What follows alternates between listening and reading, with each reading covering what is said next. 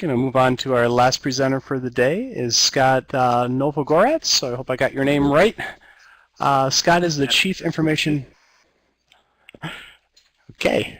Scott is the Chief Information Officer for the Colorado State University College of Veterinary Medicine and Biomedical Sciences.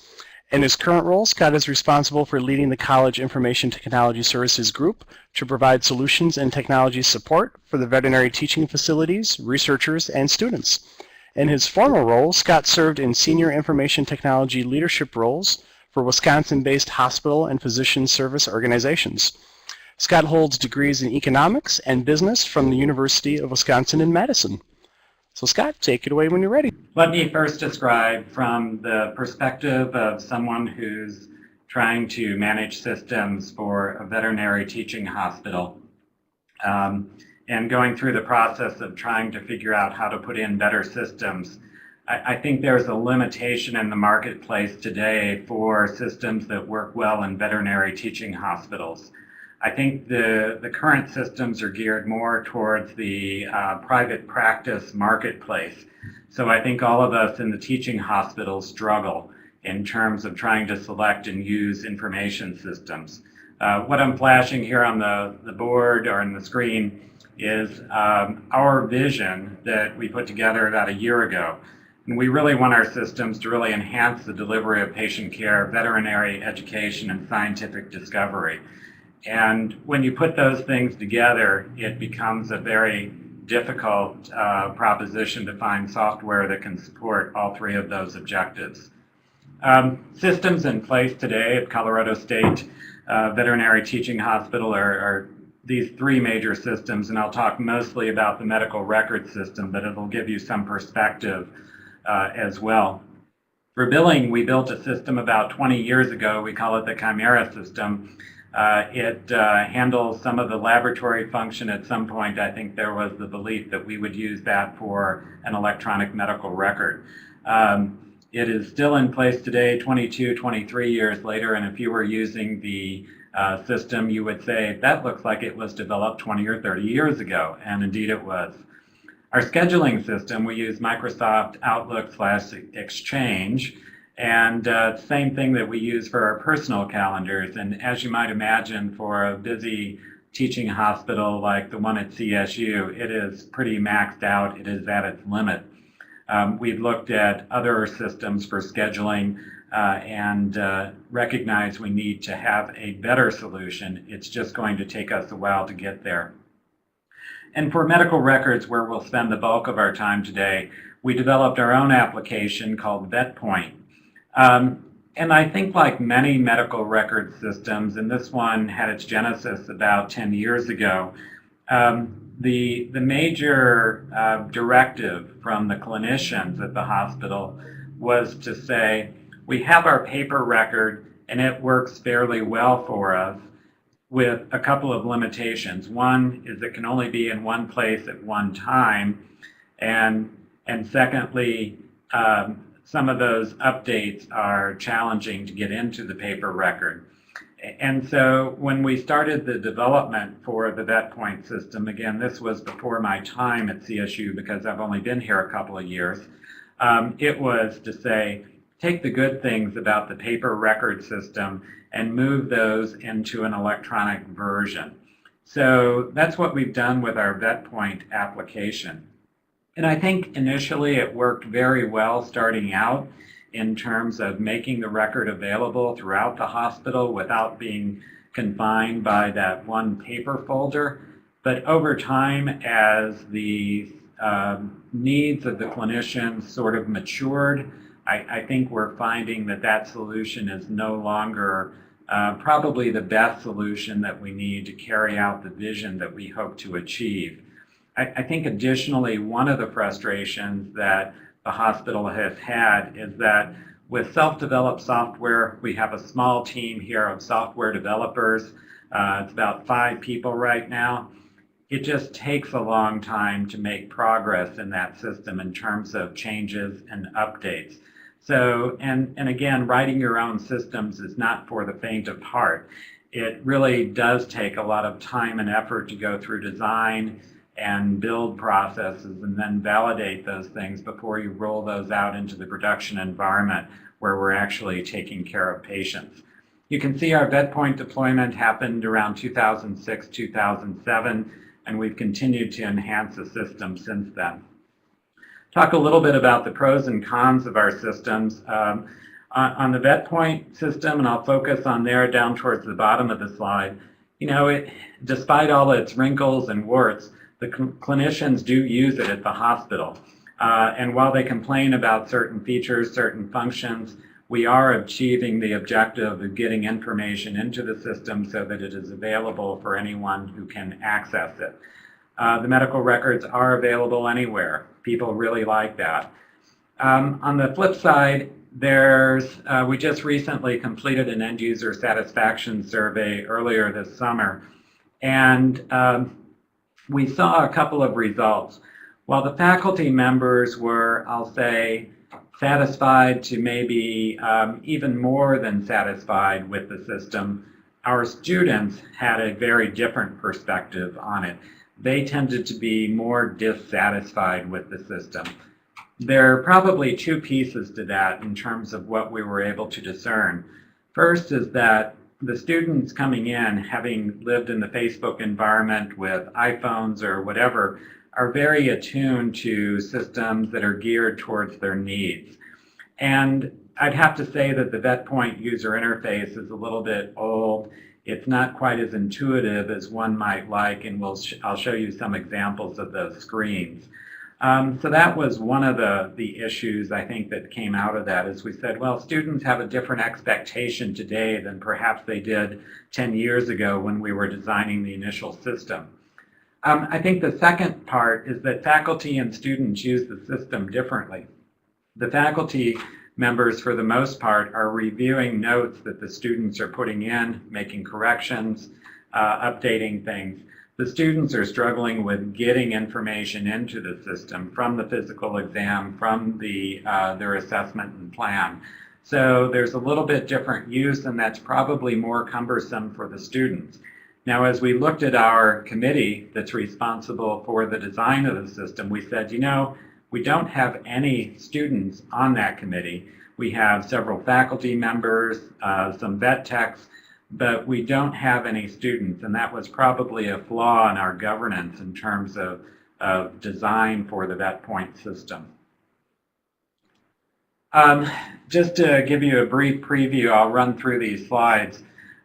We see a screen that looks like this, which lists the upcoming appointments for the day.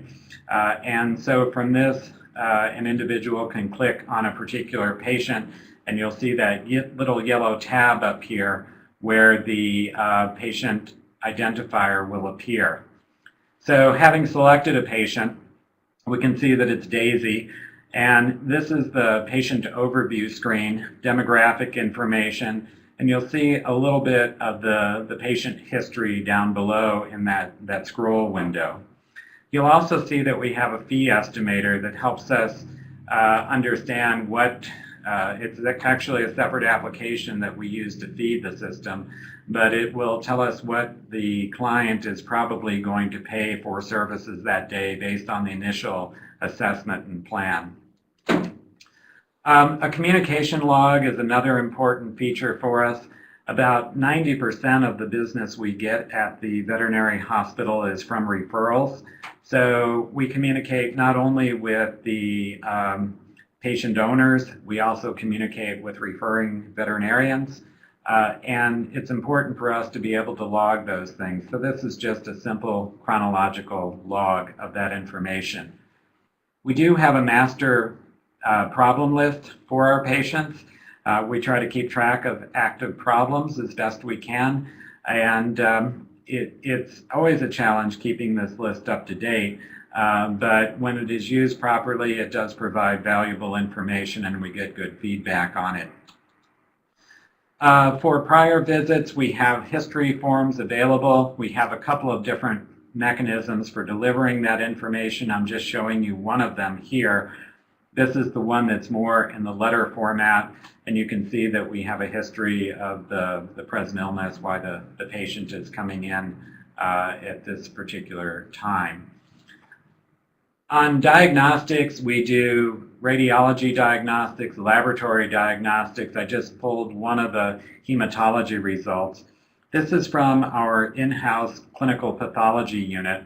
We have a hematology machine that we actually have connected electronically so that we can upload the results back into our VetPoint system. We have a Polytech system in our laboratory that helps the laboratory technicians and pathologists. And once they validate the result, then it uploads into our VetPoint system so that that is available. We have a history of medications that have been prescribed for the patient. Of course, we don't indicate whether the patient complied with the medication list, but we can see that they're out there. We also have a patient weight chart available so that we can track that over time. You know, as we talk with our clinicians, one of the easy things we could probably do that we would want to do is to be able to actually graphically depict weight over time. There are some other areas where we would like to present information differently. We just have some challenges with the type of tool that we've put in place. Our roadmap, we're trying to take care of some improvements in ClinPath, new billing, new registration systems, and then we want to move to a completely mobile capability for our system. We also want to get to the point of putting in computerized orders, so when that clinician wants to order that hematology lab test, that they can actually enter that information into the computer. Citrix is a middleware product that we use today that's not working particularly well for us anymore, and we want to move to a totally web-based tool so that there's nothing that we need to install. The primary driver for that is students come in with a variety of machines, primarily Macs and iPads and things like that today, and we would like to render the VetPoint application on those as well. Key themes, and we're trying to look to the future. We want to improve functionality and communication, support mobile. We've got some improvement ideas that we're moving down as well in terms of things like check-in kiosks for the patients, electronic orders, inpatient treatment plans. And we've also identified some key objectives that we want to obtain in the future. Things like, again, the electronic orders, you can see we want to do them for a variety of different types of services that we offer. Clinical decision support, we're trying to take our cue from the human health environment where meaningful use is now a standard, where we're providing support for clinicians. So is the patient due for an immunization? Given the patient's diagnoses or problem, is a lab test or some other test warranted at this particular time? We would like to do those types of things. We've got a timeline associated with all of the search process that we're going through, and whether we continue with VetPoint going forward or we buy a third-party product, that is still a question in our mind.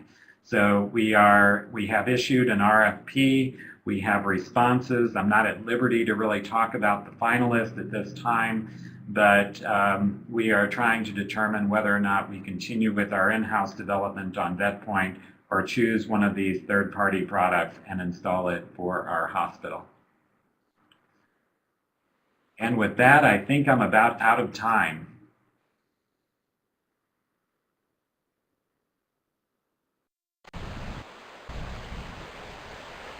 Since this is the last kind of fresh content session, we can certainly give up a couple of minutes if there are any questions.